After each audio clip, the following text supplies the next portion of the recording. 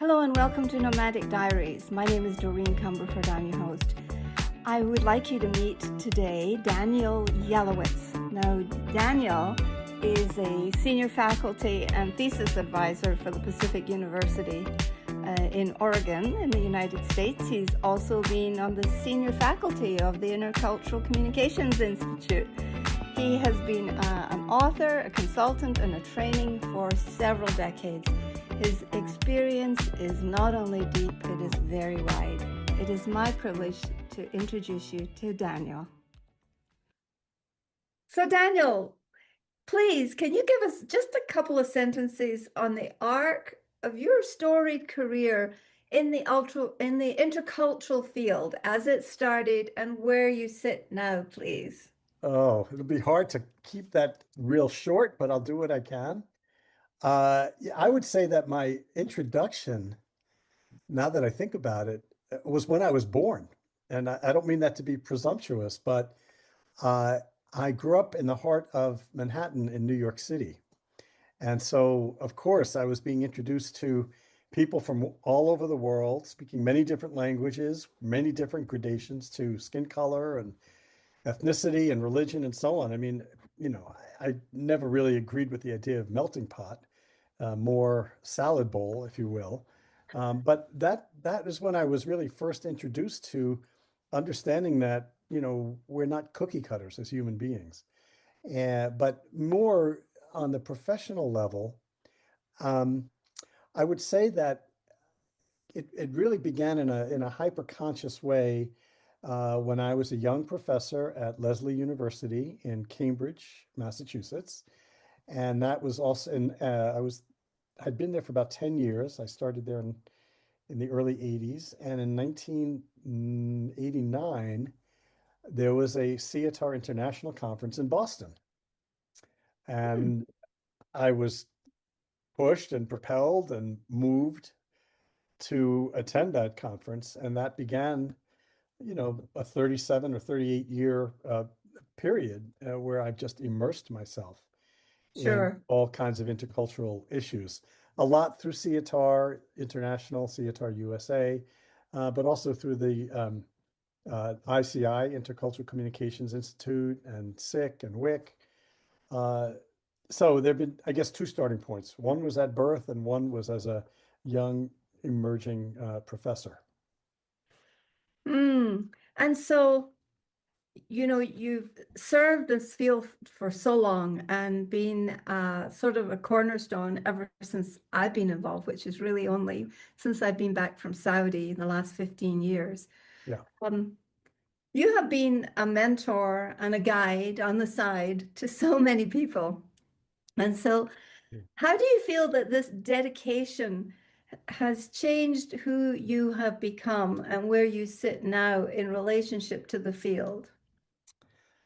It's a great question, Doreen. And I would say that uh, one of the most interesting things is that when I got involved in the field of intercultural relations, intercultural communication, it my life became much bigger. It really expanded.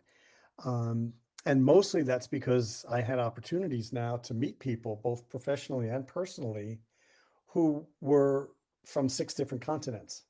I don't know if Yes. I can include Antarctica, but that just grew the field for me and grew Yeah.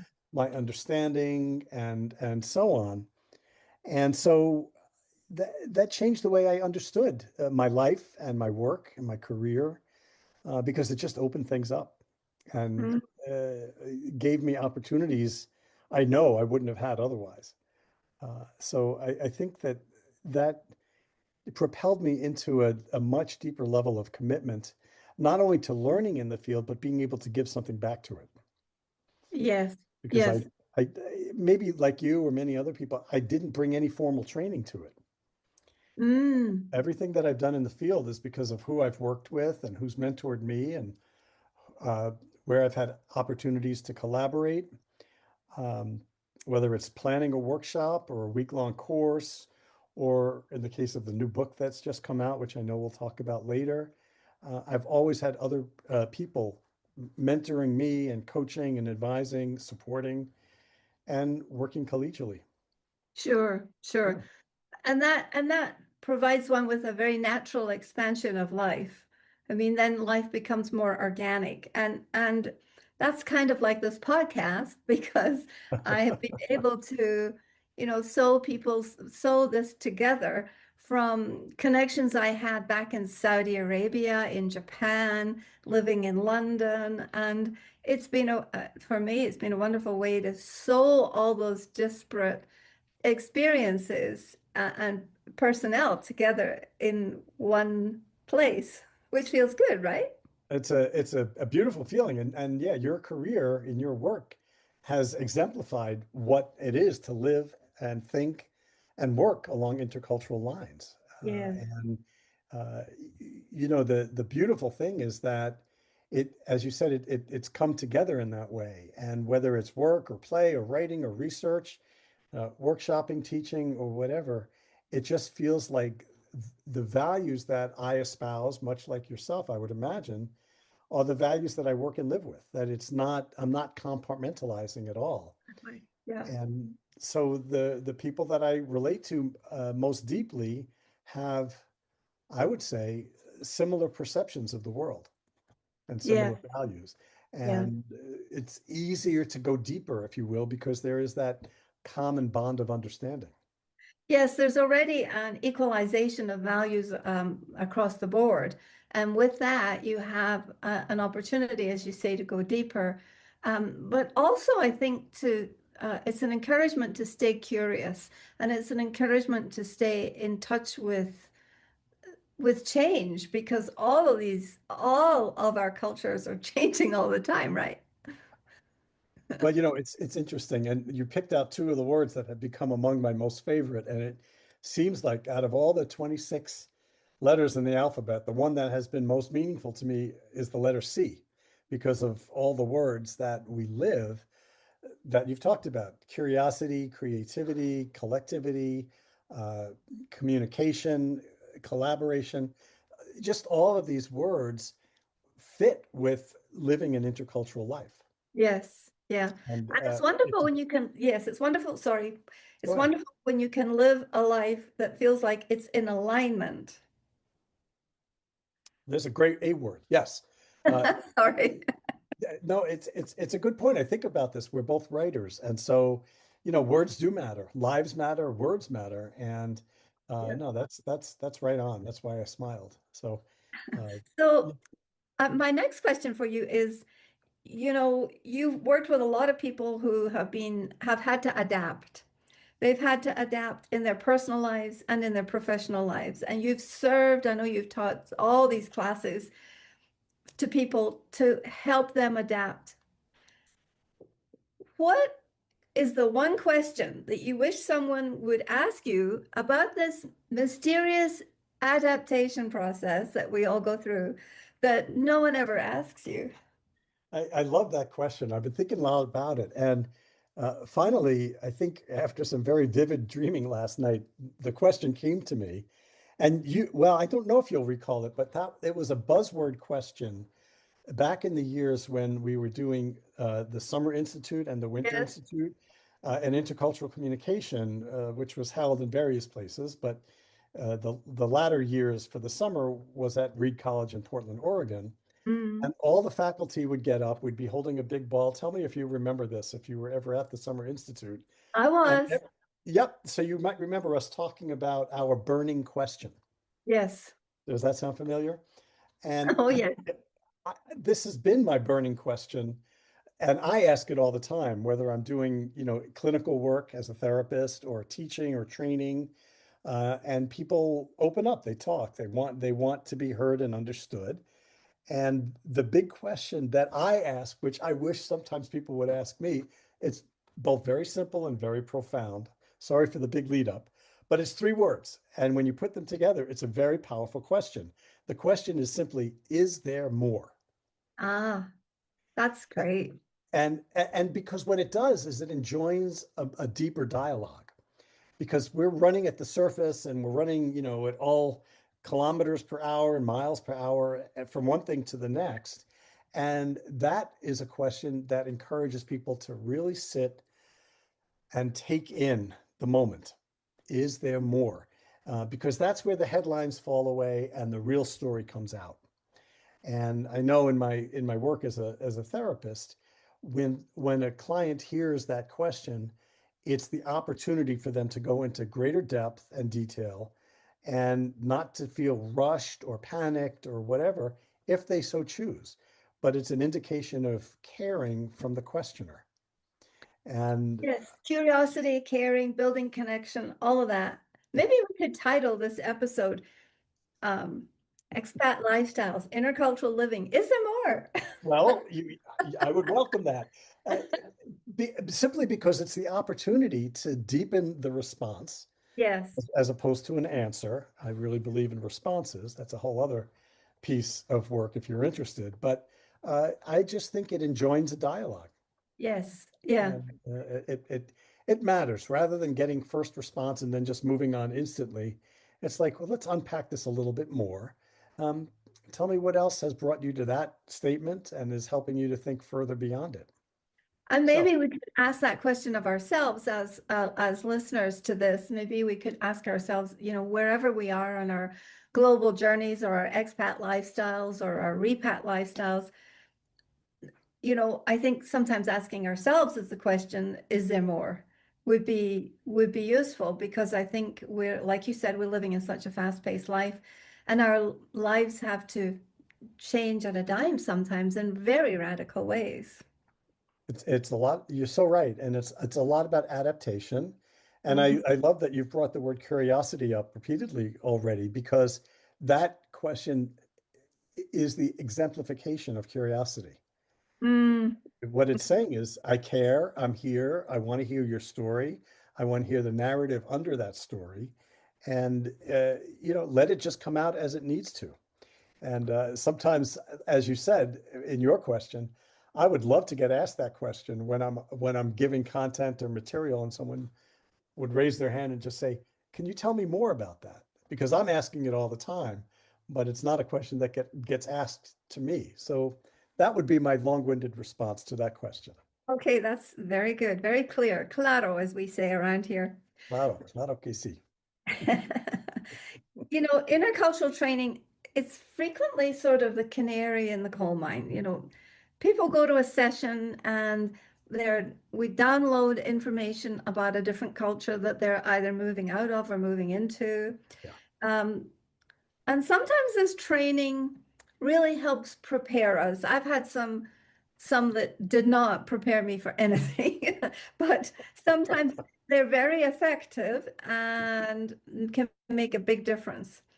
Um, where do you see intercultural training help the most? What is the biggest lift that when people participate and go to these things? Because I'm sure a lot of listeners are going, yes, I've been to those. Well, again, everyone's going to respond and react differently because Right? we have our different triggers and charges and restimulations and whatever.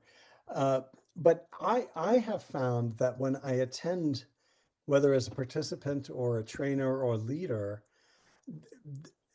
in a group that way, that the level of attention is much higher than at other conferences and organizations that I go to. It's as though you enter and you put on a cloak of greater sensitivity and attention upon entering a training room or a conference or whatever, uh, because you want to be at your best and you understand, I think, that there are going to be challenges that you're not even aware of that are going to be coming at you. Yes. And that's the adaptation piece that you just talked about. The ability to be able to pivot on a word or a sentence or whatever. And so I would say that it, this training in this field has really helped to create a greater level of linguistic sensitivity and awareness uh, Mm, for me. Just recognizing the importance and the power of words, but particularly in an intercultural context where we literally don't all speak the same language. So it comes down to what can I say that will be understood the most profoundly? Sure. So I think it's that and the ability to, I think the other word that I already mentioned is the ability to pivot.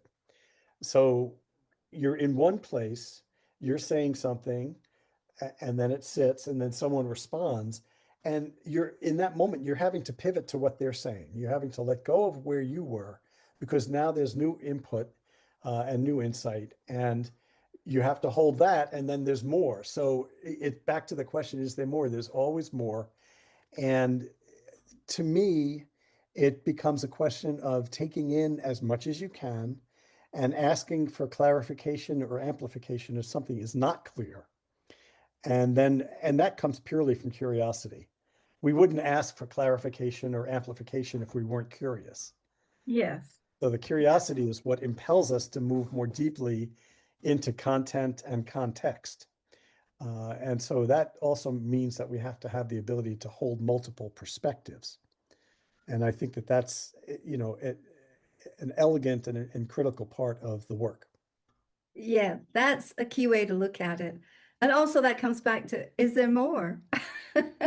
Being curious about what else we need to know or want to know, or what we're available to know. Because I think with so many triggers and distractions in life, uh, sometimes the intercultural piece uh, is sort of, I see this living in a foreign country, but Yeah. it gets a little wiped clean depending on my bandwidth. Do I have the time to and the energy Yes. Yes. to stop and consider and listen to this statement? And do I have the time?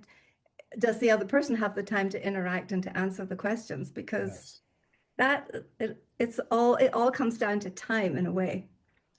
Well, I think that's a big part of it. And the other, which almost runs against uh, so many of our impulses as human beings, is to learn how to suspend judgment.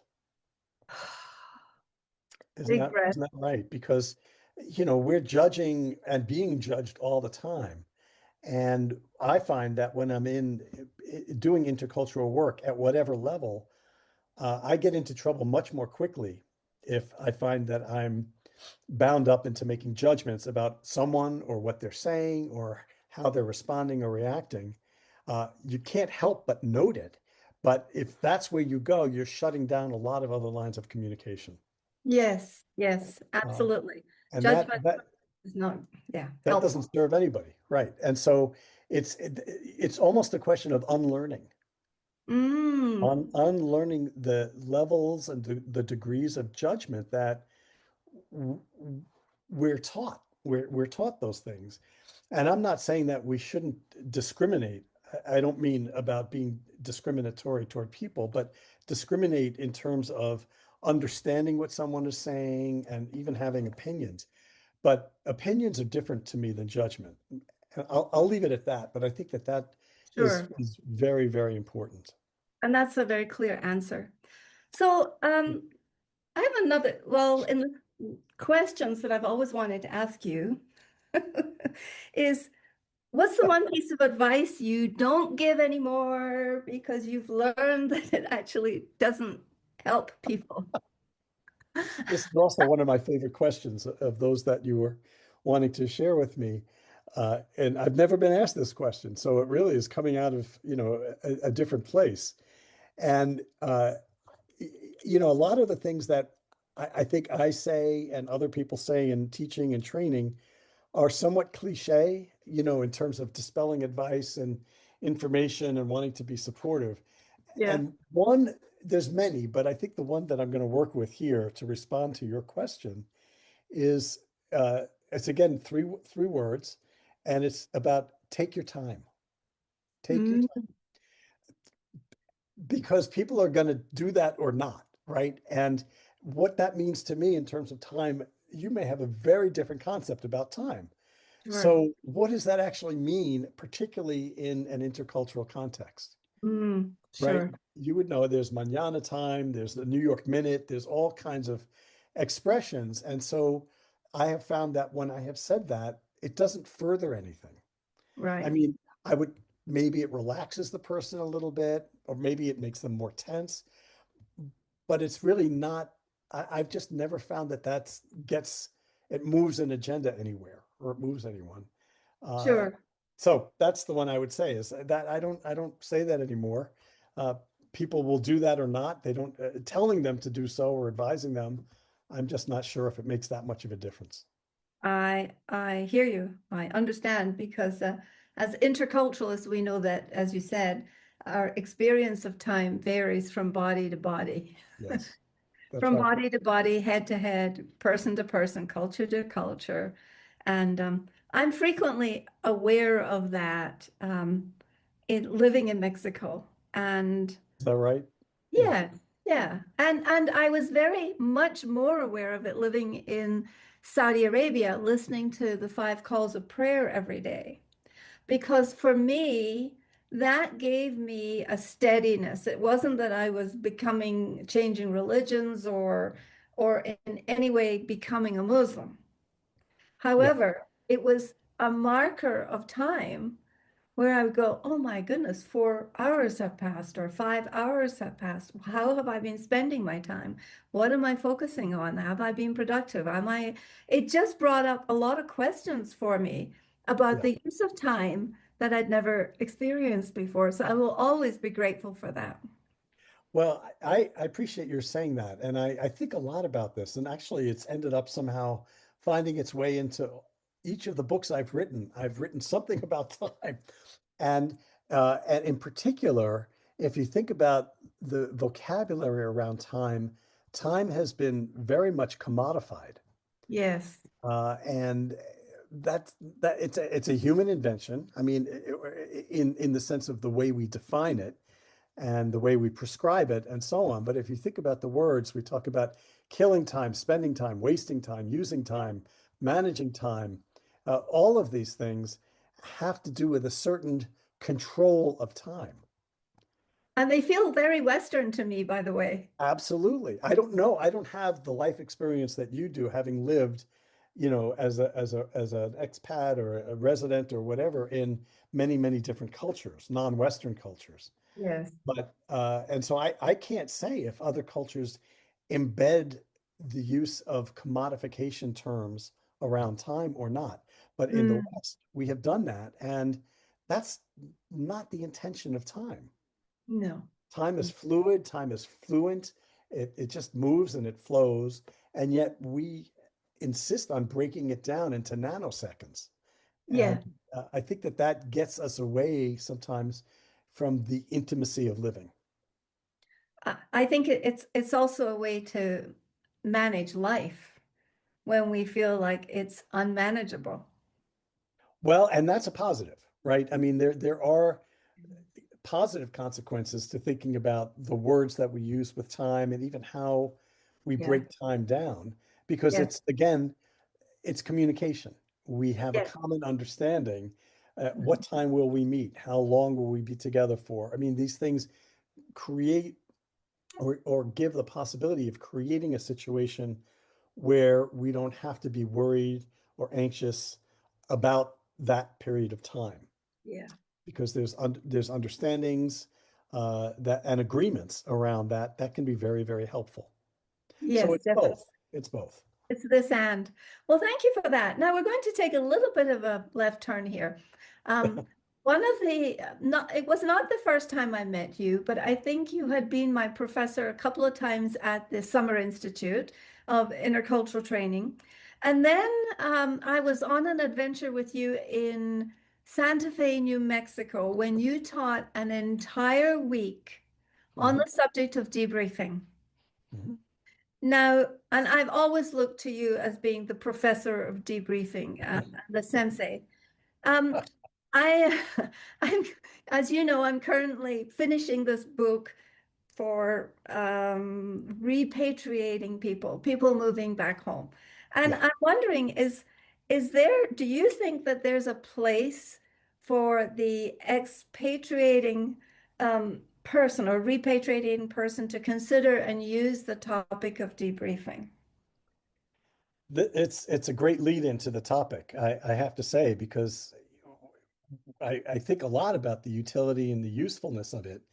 And just to pull back a little bit for perspective or context, to me, again, it's a three-word definition. I guess I'm working in threes today.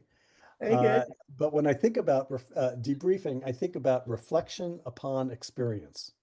I mean, Mm. that's a fairly simple way to summarize what is a debriefing.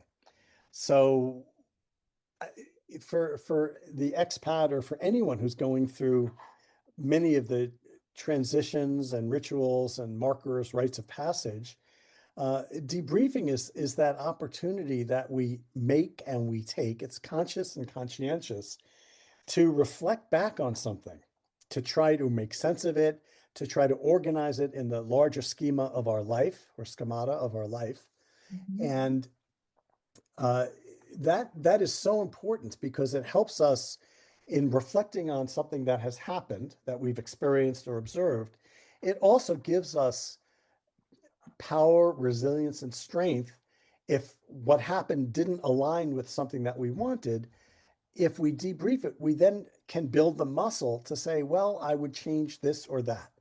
I would Mm. shift this or that. But that comes from understanding and that comes from debriefing. I'm thinking, for example, if movies do this famously, and I'm thinking of the movie Apollo 13. I don't know if that's one that you've seen. Yes. It goes back a while, but uh, giving the astronauts returning back from such an literally otherworldly experience, there needs to be that opportunity to sit back and look at what just happened Yes. Yeah. before we run off to the next adventure and the next journey or whatever. It's an inflection point. It's a pause point, and it only happens if we make it happen. And Yes. again, to activate the word one of the key words from our discussion thus far, it has to do with having curiosity. Yes. And I actually interviewed an astronaut Did you really? Oh, that's for the book. fascinating. Sadly, it was not approved that he could talk to me, but he did talk to me off of the record. Yes, And I was really quite amazed at the processes and the depth of the debriefing processes that they have to go through. right. No, it's very powerful and empowering. I And would I love just think to do it. I'd love to try it. Just to, try debriefing well, or what? I'd just love to be present to an astronaut's debriefing to see how deep it goes. It's fascinating. I think perhaps you've had other opportunities, but I know when I've sat in faculty meetings and we've talked about particular experiences, what I'm after is whether I'm chairing the meeting or just participating in it, I really want to know what people's reflections are. What did Yes, you learn from this? What was your takeaway? What was exactly. scary? What was enjoyable? But it's not just what questions, where you just can give answers. It's the quality, Mm. how did that make you feel? Or how did that change something? And to me, we're all the better off when we take the opportunity to debrief, whether it's solitary and writing in a diary or a journal, which is one form of debriefing, or Yes, sitting around with a group of friends talking about an experience that you all just had. yes. I think an experience that I had for many years was singing in a hospice choir Mm. in my hometown here in Western Massachusetts. And, we would have a pre-briefing because oftentimes we would go to the bedside of someone who was actively dying. And we would be invited in by a family member or a dear friend or whatever, sometimes right to their bedside or their bedroom or living room or whatever. And more than once, I had the experience of having someone pass Mm. away as we were singing. Yes, And what our small group of singers would do is we would kind of lock in with each other. That was the pre-brief, the preparation, the readiness, the emotional, the psychic, the spiritual, if you will. And then importantly, after we were done, we would also come back together and do a debrief yes. and make sure that we were all okay with each other. We were Mm. okay with the event or the situation. And if not, we would reflect on what didn't work. And the immediacy of that to an event is really, really important. Sure, It's sure. much more difficult to debrief something 10 years later, right? Possible. Yeah. Yeah. Because you lose the freshness.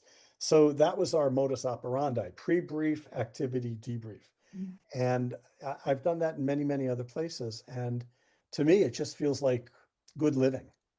Yes, and it's very healing, I think. I've noticed in the community from the corporation that we worked for overseas that when there's a gathering and there's people who live there at even in different eras. Yeah. Would be having dinner with someone who was there 10 years prior to our being there. But we Okay. have so many notes and comments and subtle, even language that we have in common. And it's just really fun to do that because Yeah. there's a sense of sort of sewing all of the parts of your life together. And to me, it always feels healing. Yeah. That's a great word to use. And I'll give you a current example from this past weekend. I was gifted to be able to get together with my brothers, a family reunion. Um, we gathered in New York City for 4 days where we all grew up. And I hadn't been there for quite some time. And I was able to find some things for each of my brothers that I thought would surprise them, which were letters that I had written to them because I was the oldest when they were in sleepaway camp as campers. Oh, how cute. And so, we're talking, easily 50 to 60 years, right? Yeah. From where I am now, as an elder to where we were when I was a young teenager and they were single digits and I would write to them at camp. And that was, in a sense, that was a debriefing. We were going Yeah. through something that we hadn't experienced together at the same time, but the letter writing connected us. And Excellent. so there's just so many different ways to do that. And what I think it does, just not to be redundant, is it really helps to nurture relationships. Okay. So I'll keep this section in the book. Thank you for that. Okay, sure. Do you recommend that people try it for themselves and where might they start? Well, yes, I do. And I think sometimes debriefing is unconscious. All right. I mean, as much as I'm proposing it, that there are methods and technologies and strategies, and I've invested decades, learning and teaching about this. Yes. But on the simplest and yet equally profound level, when we pull away from a situation because something has triggered us or upset us or whatever, and we remove ourselves from a situation and we're thinking about that situation and what happened, that's a form of debriefing.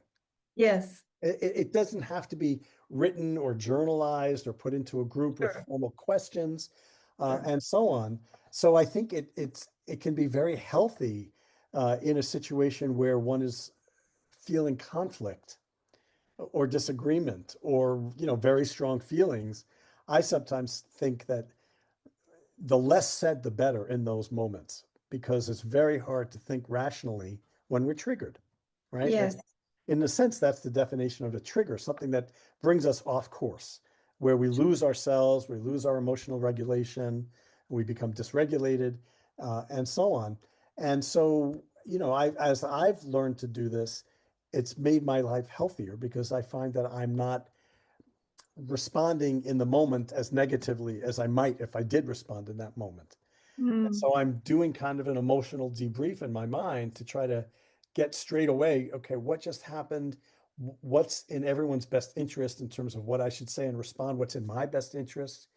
Mm. So I'm a strong proponent of the importance of debriefing and also keep it simple. It does not have to be an engineered technology I Excellent. mean, we can get into vocabulary around debriefing and get into a Yeah. lot of the theory. You spent a week with me in that class, right? So there's a lot there. But Yes. and so I think for people who are really interested in coaching and teaching and training, consulting, you do want to learn those things because you're going to be working with them actively.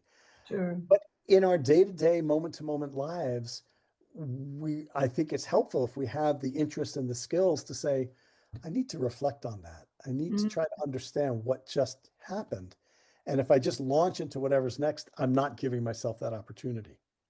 So maybe that would be a good opportunity to tell oneself to take your time. Right. And your point, as mine, is that's what we have to tell ourselves, right? I can't tell you take your time because your time and my time don't align necessarily. But I But when we're always, debriefing, that works. yes, it does. It's you've picked up one of the very interesting ironies of the vocabulary itself. But in fact, I find that I'm debriefing very, very constantly through the day. And it's not a half an hour process all the time. No. Sometimes I have a phone call with a friend to debrief something with them, and Mm, we're walking through that, and it can get heavy and ponderous and so on. But sometimes it's just it's, if you will, a quick minute to say, sure. "Okay, let me check in with myself." And Okay. yeah, Well, thank you for giving us the variety of ways to debrief and amounts of time that we might spend. In starting to wrap up, can you tell me about this book? You have been on this journey with this book for some time with Sandy Fowler. mhm. And it's, from my understanding, it's about all the personalities and the people who were instrumental in creating the topic that we now called intercultural training, correct? Yeah. There's words for it, the intercultural field, intercultural communication, interculturalism, but they're all of a piece. So yes. So how would you like me to debrief a I would discussion love about the to. book? So our audience, I'm sure, would love to know a little bit about the book Yeah. and, maybe one of these people and how many people did you interview for the book? And what can we learn from the book? Maybe what could be our takeaway from reading the book? Yeah, it's great to have the opportunity to reflect now on this book because for the last 3 years it's been all about writing and editing and, as you know, as a published writer, dealing with the publisher and whatnot. But this was a really interesting process.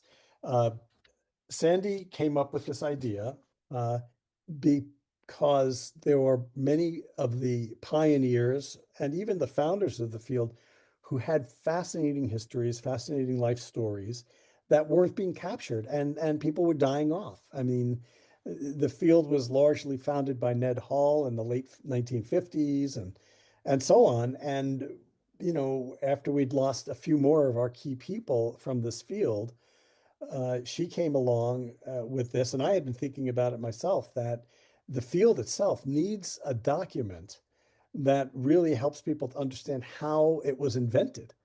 Yeah, And the idea behind this book was to get as many of the pioneers of the field as were still alive who met certain criteria to write about that, to write about their experience, their life experience.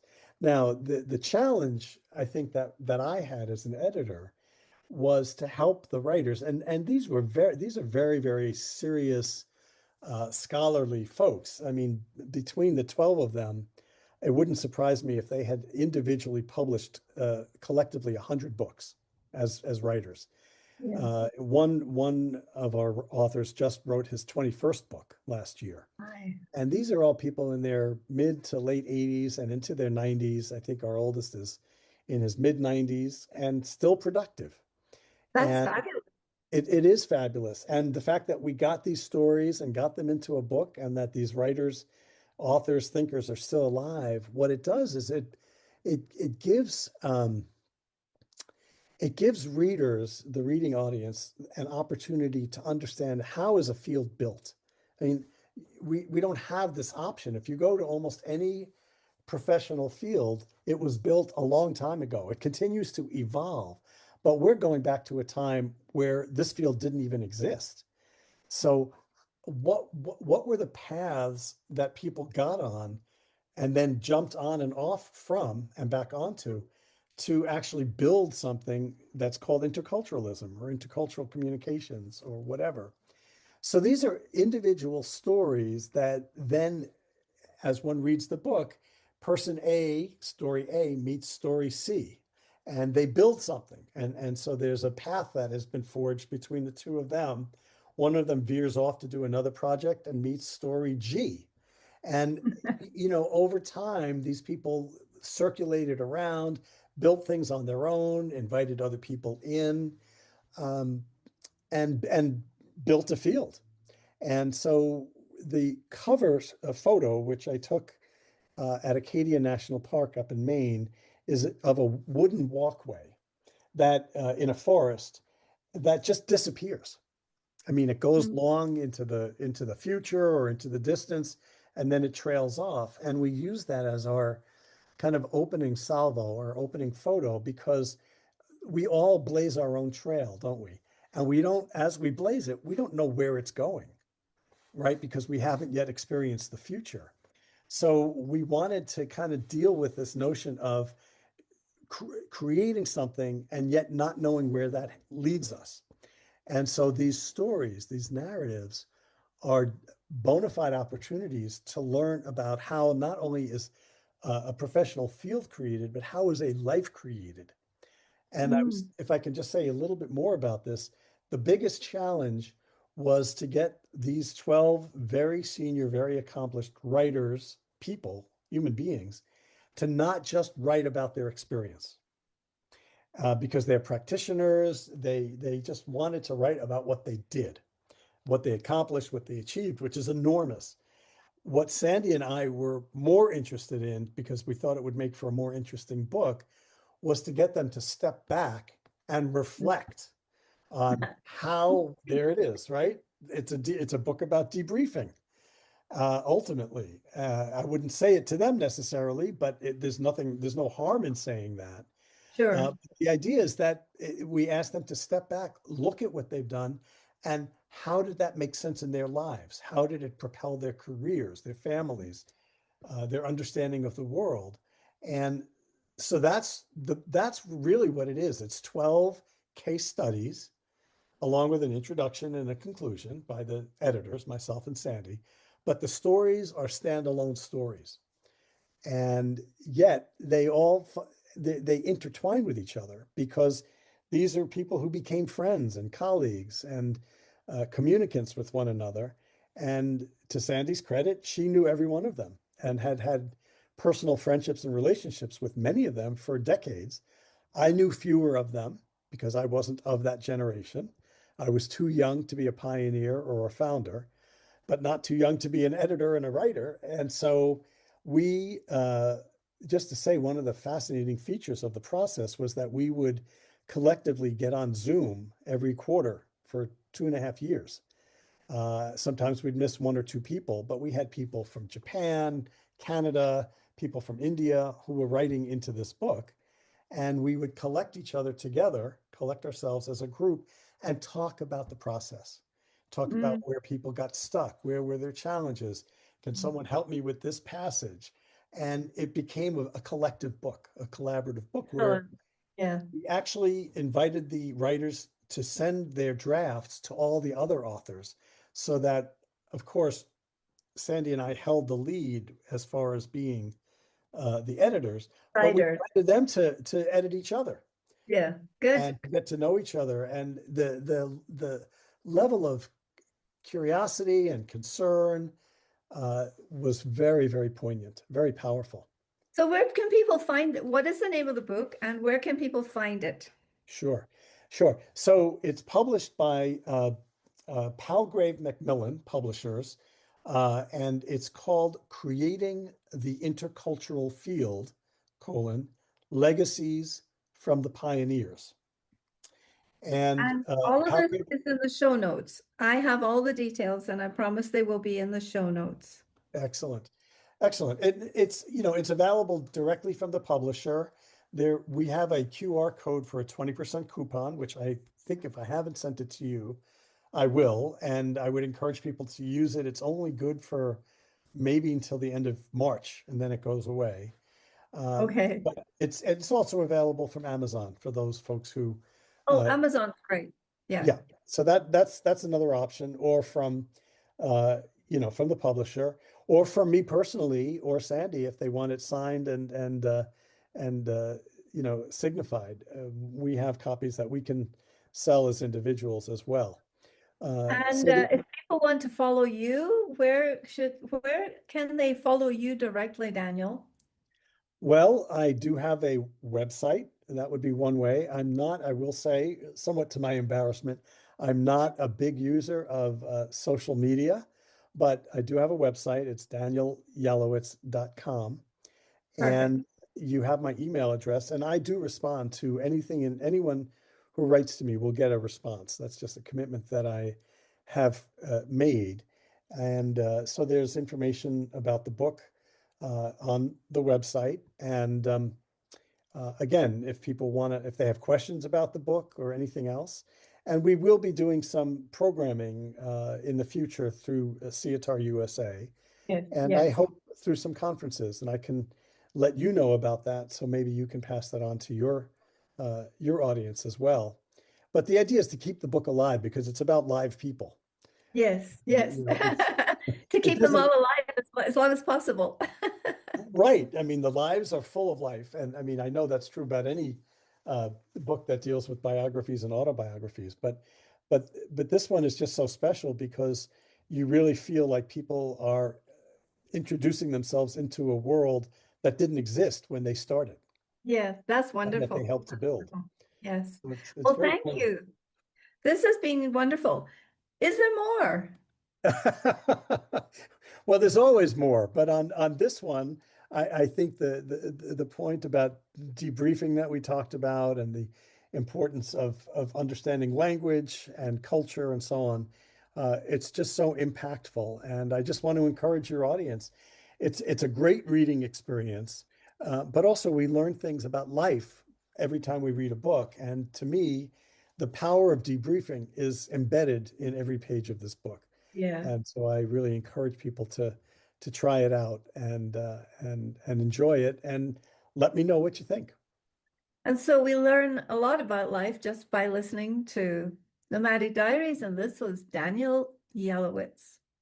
Thank you Thank you, for Daniel. thank you for inviting me, Doreen, and I wish you well going forward. And back to you. And as we say at the end of these broadcasts, hasta luego, sayonara, and ma salama. I'll just add namaste. So there we have it, another story and another window into this extraordinary life we've chosen. If this episode resonated with you, share it with someone who needs to hear it, a fellow expat or a global nomad, one person who gets it. I'm Doreen Cumberford, and until next time, remember you can map the move, you cannot map the metamorphosis.